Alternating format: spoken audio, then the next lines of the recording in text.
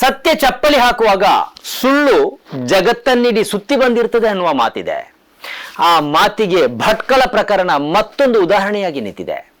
ಈಗಾಗಲೇ ಸೋಷಿಯಲ್ ಮೀಡಿಯಾದಲ್ಲಿ ಭಟ್ಕಳದ ಮುಸ್ಲಿಮರು ಅಪರಾಧಿಗಳಾಗಿದ್ದಾರೆ, ಉಗ್ರಗಾಮಿಗಳಾಗಿದ್ದಾರೆ, ಜಿಹಾದಿಗಳಾಗಿದ್ದಾರೆ. ಭಟ್ಕಳದಲ್ಲಿ 1993ರ ಹಿಂಸೆಯನ್ನು ಪುನರಾವರ್ತಿಸುತ್ತೇವೆ ಎಂಬ ಬೆದರಿಕೆಯನ್ನು ಹಾಕಲಾಗಿದೆ. ಮುಸ್ಲಿಮರಿಗೆ ಪಾಠ ಕಲಿಸ್ತೀವಿ ಎಂದು ಹೇಳಲಾಗ್ತಾ ಇದೆ. ಸೋಷಿಯಲ್ ಮೀಡಿಯಾದಲ್ಲಿ ಮುಸ್ಲಿಮರನ್ನು ಹಿಗ್ಗಾಮುಗ್ಗ ನಿಂದಿಸಲಾಗ್ತಾ ಇದೆ, ಬೈಯಲಾಗ್ತಾ ಇದೆ. ಇದಕ್ಕೆಲ್ಲ ಕಾರಣ ಏನು ಅಂದ್ರೆ ಸತ್ಯ ಚಪ್ಪಲಿ ಹಾಕುವಾಗ ತಡವಾದದ್ದು, ಸುಳ್ಳು ಚಪ್ಪಲಿ ಧರಿಸದೆ ರಾಜ್ಯವನ್ನಿಡಿ ಸುತ್ತಿ ಬಂದದ್ದು.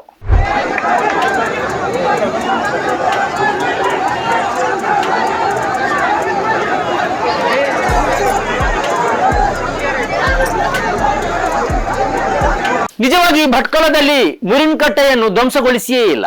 ಮುರಿನ್ಕಟ್ಟೆಯನ್ನು ಯಾರು ಮುಟ್ಟಿಯೂ ಇಲ್ಲ. ಮುರಿನ್ಕಟ್ಟೆಗೆ ಒಂದು ಸಣ್ಣ ಹಾನಿಯೂ ಆಗಿಲ್ಲ.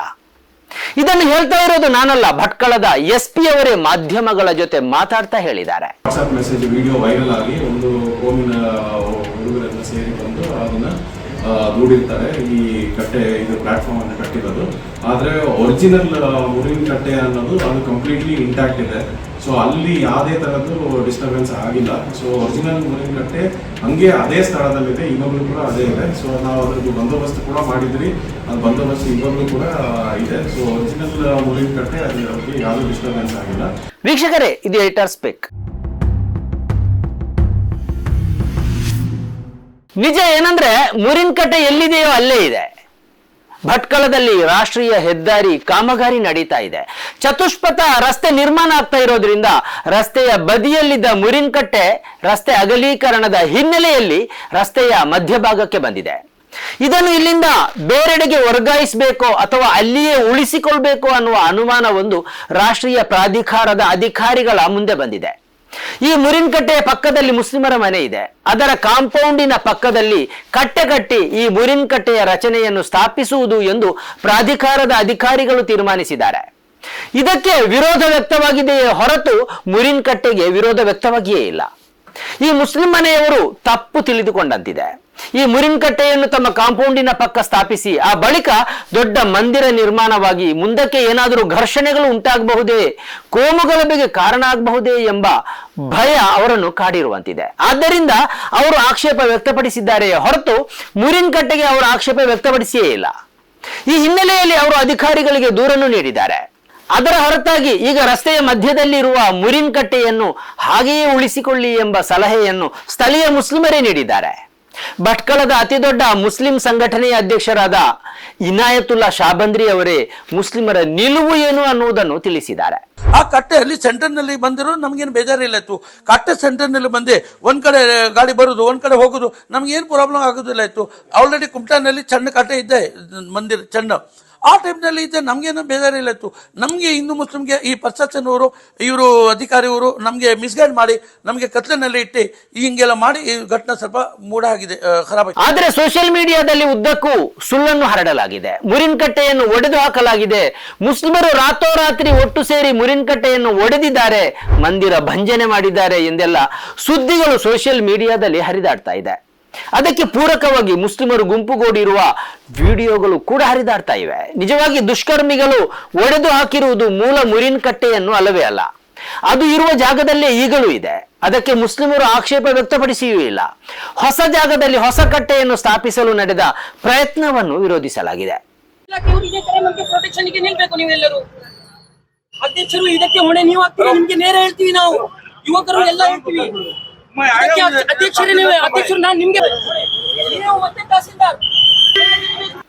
ಹಾಗಂತ ಈ ಹೊಸ ಕಟ್ಟೆಯನ್ನು ಮುರಿದು ಹಾಕಿದ್ದು ಸರಿಯೇ ಎಂಬ ಪ್ರಶ್ನೆ ಇರಬಹುದು. ಯಾರು ಕಾನೂನನ್ನು ಕೈಗೆತ್ತಿಕೊಳ್ಬಾರದು. ಈ ವಿಷಯದಲ್ಲಿ ಯಾರಿಗೂ ರಿಯಾಯಿತಿ ಇಲ್ಲ. ಮುಸ್ಲಿಮರಾದ್ರೂ ಹಿಂದೂಗಳಾದ್ರೂ ಈ ರೀತಿಯಲ್ಲಿ ನಡ್ಕೊಳ್ಬಾರದು.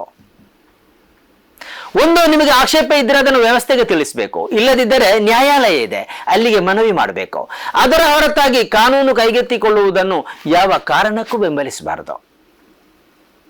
ಇಂಥದ್ದೊಂದು ಘಟನೆ ಯಾಕೆ ನಡೆಯಿತು ಅನ್ನುವುದು ಕೂಡ ಬಹಳ ಮುಖ್ಯ. ಹೆದ್ದಾರಿ ನಿರ್ಮಾಣಕ್ಕೆ ತಡೆಯಾಗುವ ಮಸೀದಿ, ಮಂದಿರ, ದರ್ಗಾ ಇತ್ಯಾದಿಗಳನ್ನು ಮುಲಾಜಿಲ್ಲದೆ ತೆರವುಗೊಳಿಸಬೇಕು ಎಂದು ಸುಪ್ರೀಂ ಕೋರ್ಟ್ ಆದೇಶ ನೀಡಿದೆ. ಆದರೆ ಹೀಗೆ ತೆರವುಗೊಳಿಸಿದ ಮಸೀದಿಯನ್ನು ಹೆದ್ದಾರಿಯ ಪಕ್ಕದಲ್ಲಿ ನಿರ್ಮಿಸುವುದಕ್ಕೆ ಹೆದ್ದಾರಿ ಪ್ರಾಧಿಕಾರ ಈವರೆಗೂ ಯಾರಿಗೂ ಅನುಮತಿ ನೀಡಿದ್ದೇ ಇಲ್ಲ. ತೆರವುಗೊಳಿಸುವುದನ್ನಷ್ಟೇ ಹೆದ್ದಾರಿ ಪ್ರಾಧಿಕಾರ ಈವರೆಗೂ ಮಾಡ್ತಾನೆ ಬಂದಿದೆ. ಆದರೆ ಇಲ್ಲಿ ಮುರಿನ್ಕಟ್ಟೆಯನ್ನು ಹೆದ್ದಾರಿ ಪಕ್ಕದಲ್ಲಿಯೇ ಪುನರ್ ಸ್ಥಾಪಿಸುವುದಕ್ಕೆ ಹೆದ್ದಾರಿ ಪ್ರಾಧಿಕಾರ ಅವಕಾಶ ಕೊಟ್ಟಿರುವುದು ಮುಸ್ಲಿಮರಲ್ಲಿ ಅಸಮಾಧಾನ ಹುಟ್ಟು ಹಾಕಿದೆ. ಇಲ್ಲಿ ನ್ಯಾಯ ಸಮಾನ ರೀತಿಯಲ್ಲಿ ವಿತರಣೆ ಆಗ್ತಾ ಇಲ್ಲ ಎಂಬ ಭಾವನೆ ಅವರಲ್ಲಿ ಉಂಟಾಗಿದೆ. ಈ ಭಾವನೆಯೇ ಒಂದು ಗುಂಪಾಗಿ ಕಾನೂನು ಕೈಗೆತ್ತಿಕೊಳ್ಳುವುದಕ್ಕೆ ಪ್ರೇರಣೆ ಒದಗಿಸಿದೆ ಎಂಬ ಅನುಮಾನ ಇದೆ. ಇವರಿಗೆ ಕಾನೂನಿಲ್ಲ, ಕಾನ್ಸ್ಟಿಟ್ಯೂಷನ್ ಸತ್ತೋಗಿದಲ್ಲ, ಕಾನೂನು ಇವರಿಗೆ ಇಲ್ಲ, ಕಾನೂನು ಒಂದೇ ಸಮುದಾಯದವರಿಗೆ, ಬೇರೆ ಯಾರಿಗೂ ಇಲ್ಲ. I feel pity on these policemen. ಇವ್ರು ನೋಡಿದ್ರೆ ನಂಗೆ ದಯ ಬರ್ತಾ ಇದೆ. ಕೈ ಕಟ್ಟು ಹಾಕ್ತಿದ್ದಾರೆ ಇವರಿಗೆ ಯೂನಿಫಾರ್ಮ್ ಕೊಟ್ಬಿಟ್ಟು. ಈ ಖಾಕಿದು ಬೆಲೆ ಇಲ್ಲಿ ನೆಲಕ್ಕೆ ಹಾಕ್ತಿದ್ದಾರೆ ಇವರು. ಅಧಿಕಾರಿಗಳೆಲ್ಲ ಸೇರಿ ಖಾಕಿದು ಬೆಲೆ ಇವತ್ತು ನೆಲಕ್ಕೆ ಹಾಕ್ತಿದ್ದಾರೆ. ಗೊತ್ತಾಗ್ಲಿ ಎಲ್ಲರಿಗೂ. ಈ ತರ ಹೋದ್ರೆ ನಮ್ಮ ಭಾರತ ದೇಶ ಉಳಿಯಲ್ಲ. ನೀವೆಲ್ಲರಿಗೂ ಗೊತ್ತಾಗ್ಲಿ, ನಮ್ಮ ದೇಶ ಉಳಿಯಲ್ಲ. ಎಲ್ಲರೂ ಗೊತ್ತಾಗ್ಬೇಕು.